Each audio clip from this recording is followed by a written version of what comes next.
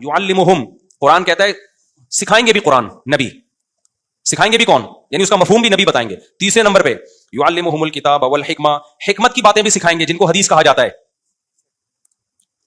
वो भी पढ़ाएंगे नहीं बल्कि सिखाएंगे। सिखाना अलग है, पढ़ाने का मतलब पता है क्या होता है? हदीस की किताब पकड़ा दी, पढ़ते रहो बैठ के। सिखाना ये नहीं होता, सिखाना होता है प्रैक्टिकल लाइफ में उसको लाना। सिखाना युअल्लिम के अल्फाज है, तालीम, वो तालीम अलग चीज है। तभी कभी एक हदीस को देख के कभी फैसला नहीं किया जाता, क्योंकि तालीम का मतलब होता है एक बात की एक्सप्लेनेशन आगे आ रही है, उसकी एक्सप्लेनेशन उधर आ रही है, तभी सारी हदीसों को सामने रखकर हदीस का मतलब बयान किया जाता है। कभी भी एक हदीस को देख के फैसला नहीं किया जाएगा।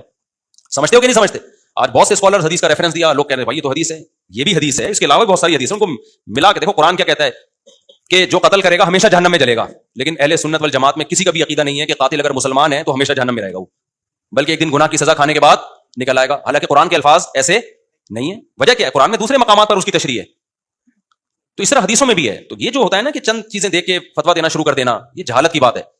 और गैर मुस्लिम भी बहुत सारे एक हदीस देख के इतराज कर रहे होते हैं, देखो नबी ने ये फरमाया। मैं अक्सर एक हदीस पेश करता हूं, हजरत अबू ज़र नबी के पास आए, या रसूल अल्लाह कि अगर मुसलमान कोई जिना करे और चोरी करे तो क्या होगा? नबी ने फरमाया मुसलमान जन्नत में जाएगा। अबू ज़र ने फरमाया व इन ज़ना व इन सरक, जिना करे चोरी करे फिर भी? आपने फरमाया व इन ज़ना व इन सरक, जिना करेगा चोरी करेगा फिर भी कहां जाएगा? जन्नत में।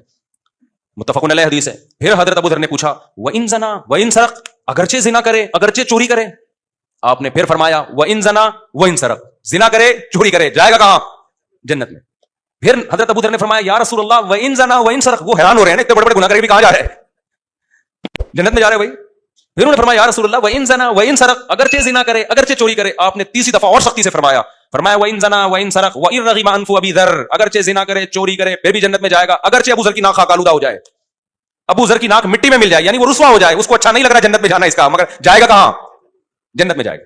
अब एक एथियस्ट ने यह हदीस लेके इस्लाम पे एतराज किया, देखो ये है इस्लाम जो लोगों को जिना सिखा रहा है, जो लोगों को चोरियां सिखा रहा है, और कह रहा है बस मुसलमान हो जाओ, डायरेक्ट कहां जाना है? जन्नत में। तो ये जुल्म और ज्यादती है। किसी की एक बात को लेके उस पर फौरन फैसला कर देना सियाको सबाक से हटके, ये ज्यादती है या नहीं है? जो उलमा की किताबों के साथ आजकल हो रहा है, जो लोग किताबों में कीड़े निकालते हैं ना, ये वो भी यही कर रहे होते हैं। जिन लोगों की सारी जिंदगी कब्र परस्ती के खिलाफ गुजरी है उनको कब्र परस्त कहा जा रहा है, जिनकी सारी जिंदगी तौहीद के प्रचार पे गुजरी, तौहीद के प्रचार, उनकी 2-3 बातें लेके उनको मुशरिक करार दिया जा रहा है। तो ये वही काम है जो मुल्हिद लोग करते हैं। तो इसका क्या जवाब है? भाई सामने अबू ज़र थे। अगर हदीस का ये मतलब होता ना कि जिना और चोरी की इजाजत मिल रही है, तो अबू ज़र रज़ी अल्लाह तआला अन्हु तो बड़े सूफी किस्म के सहाबी थे, वो तो गुनाह से आखिरी दम तक इतना दूर रहे हैं। नबी को पता था कि ये कभी भी जिना और चोरी की जुर्रत नहीं करेंगे। हदीस में इसका जिक्र नहीं है, लेकिन दीगर हदीसें, इस्लाम में जिना की इजाजत होती तो जिना की जितनी सख्त सजा इस्लाम में है किसी और मजहब में है?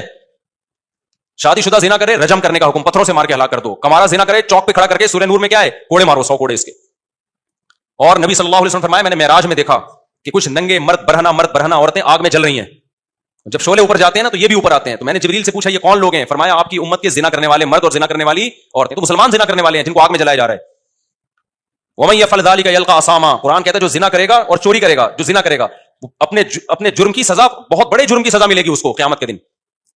इससे क्या पता चलता है? अबू ज़र रज़ी अल्लाह अन्हु का ये नजरिया था कि उसको कभी भी जन्नत में नहीं जाना चाहिए। तो नबी ये फरमा रहे हैं कि सजा खाने के बाद ईमान की बरकत से एक ना एक दिन वो भी जन्नत में जाएगा। अगर हदीस में इसका सराहतन जिक्र नहीं है, लेकिन नबी को मालूम है कि सामने वाले भी मेरी बात का मतलब समझते हैं।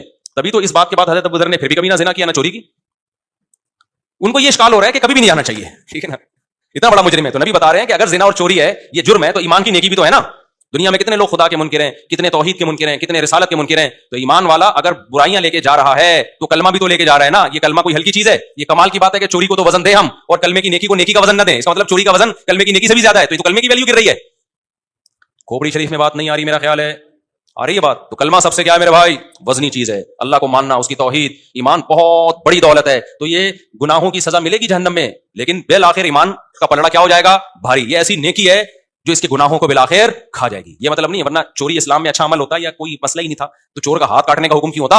इतनी सख्त सजा किसी और मजहब में है? देखो जब इंसान उल्टा सोचता है ना तो उल्टा ही सोचता है, अच्छा सोचता है तो अच्छा सोचता है। हमारे एक रिलेटिव थे, जब भी मैं चोर का हाथ काटने का जिक्र करता हूँ मुझे 2 वाकया याद आते हैं। एक अफगानिस्तान में जब तालिबान ने ऐलान किया कि चोर का हाथ काटा जाएगा, पुराने वक्तों में ना, जो पहली जब हुकूमत आई थी, तो हमारे अखबारों में कार्टून आए, हमारे सियासी लीडर ने बयान दिया कि हम भी चोर का हाथ काटेंगे। अगले दिन उन्हीं का हाथ काट के लोगों ने लगाया हुआ था कि अगर पाकिस्तान में चोरों के हाथ कटना शुरू हो गए तो काटने वालों के हाथ सबसे पहले कटने का खतरा है, इसलिए पाकिस्तान में यह सजा नाफिज नहीं हो सकती। तो दूसरा ये कि वो हमारे एक रिलेटिव है, बड़े ब्रॉड माइंडेड किस्म के, उनको बहुत इश्काल होता था कि यार ये इस्लाम ने चोर का हाथ क्यों काटने को, कोड़े वोड़े लगा देते, थप्पड़ छप्पड़ लगा देते, उसके जेल में डाल देते, 10 साल नहीं 20 साल जेल डाल दो, हाथ तो क्या बेचारेगा यार, ठीक है ना। उनको बड़ा इश्काल होता था कि इतनी सख्त सजा क्यों है। یہ کیا ہے؟ منفی سوچ. لیکن جب ان کو تھوڑا اسٹڈی کی اسلام کے اور بہت سارے حکام پڑھے, میں ان سے ملنے گیا, انہوں نے کہا یار میرے ذہن میں ایک بات آئی ہے کہ میں اس کو نیگیٹو لے کے کیوں جا رہا ہوں. میں یہ بھی تو سوچ سکتا ہوں کہ اسلام جرم سے اتنی نفرت کرتا ہے کہ کسی قیمت پہ بھی زمین پہ جرائم کو برداشت نہیں کرتا. دیکھو 2 منٹ میں نیگیٹو پازیٹو ہو گیا کہ نہیں ہو گیا؟ کیا اس کو ہم پازیٹو بھی تو لے جا سکتے ہیں. اسلام کہتا ہے بھائی جرم دیکھنا ہی نہیں, زمین پہ رہنا ہی نہیں, کاٹو سالے کا ہاتھ, کم وقت چوری کرنے کے قابل بچے ہی نہیں دوبارہ. تو یہ بھی تو ہو سکتا ہے. ڈاکو کی سزا جتنی اسلام میں ہے اتنی دنیا میں کسی مذہب میں نہیں. ہر سزا اسلام میں سخت نہیں ہے, یہ ذہن میں رکھو. بہت سی سزائیں نرم بھی ہیں, چند کوڑے مار کے چھوڑ دو بس. لیکن کچھ جرائم ایسے جن کی سزا بہت ہی سخت ہے, بہت زیادہ سخت سزا ہے ان کی.